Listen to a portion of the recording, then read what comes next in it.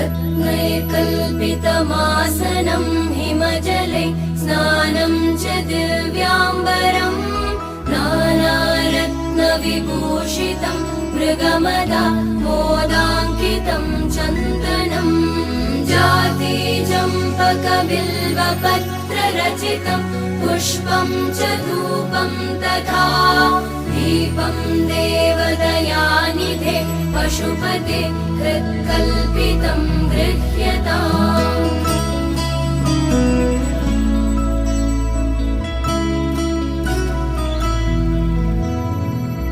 सौवर्णेन नवरत्नखण्डरचिते पात्रे घृतं पायसम्